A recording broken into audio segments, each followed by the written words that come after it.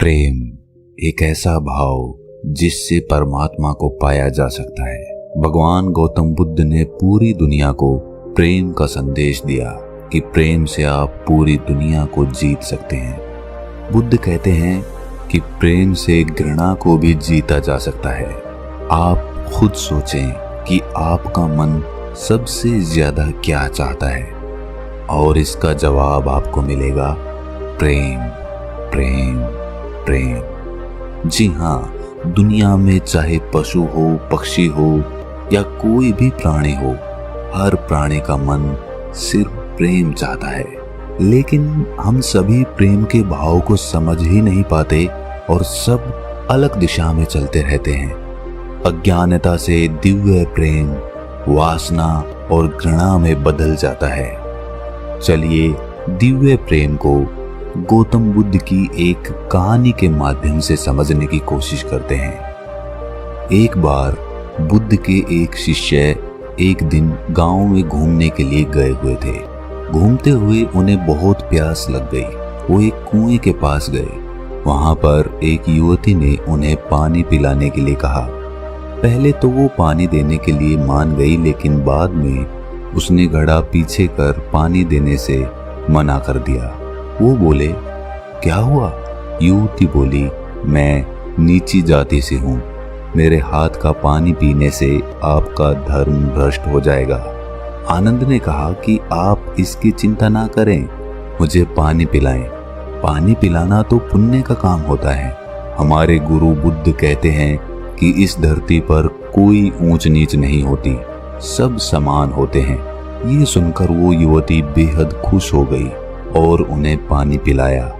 उसके बाद वो युवती वहां से चली गई। वो रास्ते भर आनंद के बारे में ही सोचती रही। उसे उनकी सोच बहुत पसंद आई। आनंद देखने में भी बहुत सुंदर थे। कोई भी उन पर आसानी से मोहित हो जाता। वो युवती भी आनंद पर मोहित हो गई। वो रोज कुएं के पास उनका इंतजार करती। आनंद रोज उस कुएं के पास से जाते तो वही युवती उन्हें पानी पिलाती। अब तक उसे बस उन्हें जी भर देखने की इच्छा थी, लेकिन अब वो इच्छा बढ़ रही थी। एक दिन आनंद नहीं आए। युवती बहुत परेशान हो गई और उनके बारे में पता करने के लिए बुद्ध के आश्रम में पहुंच गई। जब उसने आश्रम में आनंद को देखा तब उसकी परेशानी दूर हुई। उसने आनंद से कहा कि आज आप घूमने के लिए गांव में नहीं आए। आनंद ने कहा, आज मुझे आश्रम में बहुत काम था। युवती ने कहा, आप जाति का भेदभाव नहीं करते, क्या आप मेरे घर खाने का निमंत्रण स्वीकार करेंगे? आनंद ने कहा, ये तो मैं बुद्ध से पूछकर बताऊंगा। उनकी अनुमति मिल गई तो मैं अवश्य आऊंगा। ये सुनकर युवती खुश हो गई और वहां से चली गई। उसे उस दिन पूरी रात नींद नहीं आई। उसे लगा कि आनंद भी उसे प्रेम करता है, इसीलिए वो उसके घर खाने पर आ रहे हैं। अगले दिन आनंद बुद्ध से अनुमति लेकर उस युवती के घर गए। युवती ने उनके लिए अलग अलग तरह के पकवान बनाए थे। उन्होंने उसे बड़े प्रेम से ग्रहण किया। उसके बाद युवती ने आनंद से कहा, अगर आप ऊंची नीची जाति का भेदभाव नहीं करते हैं तो क्या मैं आपसे अपने मन की बात कर सकती हूँ? आनंद ने कहा, हाँ जरूर बोलो। युवती ने कहा, मैं आपसे प्रेम करने लगी हूँ, आपसे शादी करना चाहती हूँ। क्या आप मुझसे शादी करेंगे? आनंद ने ये सुनकर कहा कि प्रेम करना कोई गलत बात नहीं है। प्रेम तो हर किसी को करना चाहिए, लेकिन मैं आपसे विवाह नहीं कर सकता। मैं एक सन्यासी हूँ। मेरे जीवन का लक्ष्य विवाह करना नहीं है। मैं केवल बुद्ध की सेवा करना चाहता हूँ। युवती ने कहा, मैं आपको बुद्ध की सेवा करने से नहीं रोकूंगी, बल्कि आपके साथ मैं भी उनकी सेवा करूंगी। आनंद ने कहा, जो तुम सोच रही हो वो नहीं हो सकता है। और ये कहकर वो वहां से उठकर चले गए। अब वही प्रेम युवती के लिए पीड़ा का कारण बन गया। वो हर कीमत पर आनंद को पाना चाहती थी।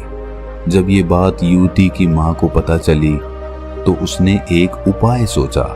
उसने अपनी बेटी से कहा, तुम अपनी माँ पर भरोसा रखो, आनंद तुम्हारा ही होगा। तुम उसे फिर से खाने पर बुलाओ। मैं उसके खाने में बेहोशी की दवा मिला दूंगी, उसके बाद तुम उससे गंधर्व विवाह कर लेना। युवती ने कहा, क्या ये सही रहेगा माँ? उसकी माँ ने कहा, प्रेम में सही और गलत नहीं होता। अगले दिन युवती फिर आनंद से मिलने गई और कहा, क्या आप मुझसे नाराज हैं? आनंद ने कहा, नहीं, मैं किसी से नाराज नहीं होता और आपने तो ऐसा कुछ किया भी नहीं कि मैं नाराज हो जाऊं। युवती ने कहा, तो ठीक है, फिर क्या आप दोबारा मेरे घर भोजन करने आएंगे? आनंद ने कहा, मैं बुद्ध से अनुमति लेकर अवश्य आऊंगा। अगले दिन आनंद युवती के यहाँ भोजन पर गए।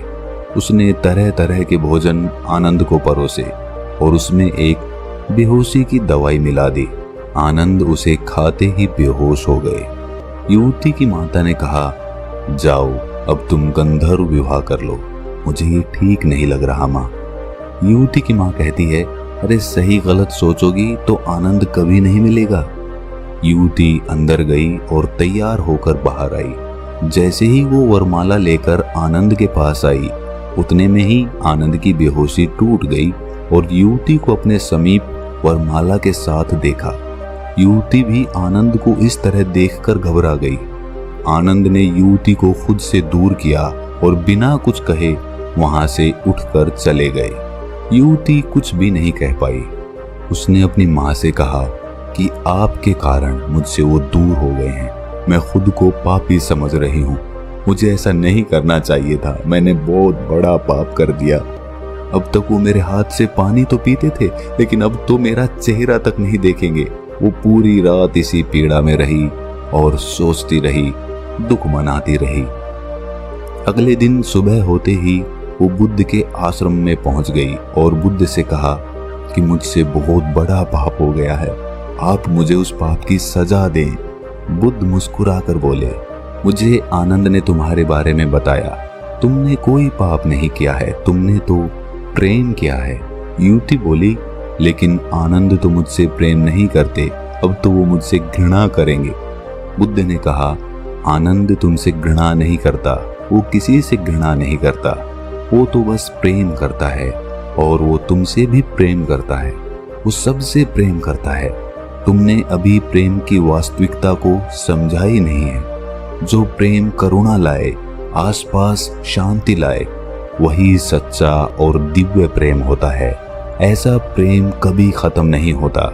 इसके विपरीत जो प्रेम क्रोध, लालच, क्रूरता को लेकर आए, स्वतंत्रता का हनन करे, मन में पीड़ा और अशांति लेकर आए, गलत काम कराए, इसे प्रेम नहीं कहते, उसे वासना कहते हैं। आनंद में आज भी शांति है, वो आज भी आनंदित है। वो तुमसे मिलकर पहले जितना खुश था, आज भी उतना ही खुश है। वो तुमसे जितना प्रेम करता था, आज भी उतना ही करता है। उसके मन में कोई पीड़ा नहीं है, वो किसी पाप भाव से ग्रसित भी नहीं है। उसका प्रेम वास्तविक है। इसके विपरीत तुम खुद को देखो, जिसे तुम प्रेम कह रही हो, क्या तुम्हें सच में लगता है कि वो वास्तविक प्रेम है? क्या तुम आनंदित हो? क्या तुम्हारे मन में शांति है? क्या तुम्हारे प्रेम ने तुमसे कोई गलत काम नहीं कराया? पहले तुम कितनी खुश थी, आज देखो तुम कितनी पीड़ा में हो। तब तुम कैसे कह सकती हो कि तुम प्रेम करती हो? वो युवती गौतम बुद्ध के चरणों में गिरकर बोली, मुझे क्षमा कर दें, आप सही कहते हैं, मैं प्रेम को समझ ही नहीं पाई। आप मुझे भी अपने संग में शामिल कर लें, मैं भी वास्तविक प्रेम को जानना चाहती हूँ। दोस्तों, हम सभी प्रेम करते हैं। माता पिता, भाई बहन, पति पत्नी, दोस्त, प्रेमी प्रेमिका, सभी को प्रेम चाहिए। लेकिन क्या हम जिस प्रेम के पीछे भागते हैं उसे समझते भी हैं? वास्तव में जिसे हम प्रेम समझ बैठे हैं वो वासना के अलावा कुछ भी नहीं है। अगर आपका प्रेम आपको स्वार्थ की तरफ धकेल रहा है तो आप समझ जाना कि आप प्रेम नहीं करते। ये आपका कोई निजी स्वार्थ है जिसके कारण आप प्रेम का ढोंग कर रहे हैं। वास्तविक प्रेम लेना नहीं, देना सिखाता है और उसे देने में हमें हमेशा सकारात्मक ऊर्जा का अनुभव होगा। कहते हैं एक माँ अपने बच्चे से निस्वार्थ प्रेम करती है। वो अपने बच्चों के लिए सब सुख दुख हंसते हुए जीवन निकाल देती है, लेकिन उन्हें तकलीफ नहीं होने देती। लेकिन वही माँ क्या दूसरे के बच्चों को भी वही प्रेम दे सकती है? अगर हाँ, तो वही वास्तविक निस्वार्थ प्रेम है, और अगर नहीं तो वो लालच से जुड़ा हुआ है। उसे वास्तविक प्रेम नहीं कहा जा सकता। दिव्य प्रेम हर प्राणी के लिए, हर इंसान के लिए, हर जानवर के लिए, पेड़ पौधों के लिए बराबर होता है। वो किसी में कोई फर्क नहीं करता। और जो हमारा प्रेम होता है, जो वासना से परिपूर्ण होता है, वो प्राणियों में तो क्या, लोगों में भी भेद कर देता है। जैसे मैं उससे ज्यादा प्रेम करता हूँ, इससे कम प्रेम करता हूँ, नहीं, प्रेम तो हर जगह बराबर होता है। तो दिव्य प्रेम की क्या क्या साधनाएं होती हैं, आप मुझसे कमेंट सेक्शन में जरूर पूछें, और उस पर मैं हो सकता है एक अलग से वीडियो भी बनाऊं कि हम दिव्य प्रेम को अपने मन में कैसे जागृत कर सकते हैं। जी हाँ दोस्तों, इसकी भी साधनाएं होती हैं, और साधनाओं के माध्यम से हम दिव्य प्रेम अपने मन में जगा सकते हैं। अगर ये कथा आपको थोड़ी सी भी ज्ञानवर्धक लगी तो इसे अपने सगे संबंधियों, दोस्तों, मित्रों के साथ शेयर जरूर करें, और ऐसी ही कहानियां सुनने के लिए हमारे चैनल को सब्सक्राइब कर लें और नोटिफिकेशन बेल को प्रेस कर दें, ताकि जब भी हम कोई कहानी या कथा डालें तो आपको तुरंत पता चल जाए। तो मिलते हैं अगली कहानी में, तब तक के लिए अपना ख्याल रखें।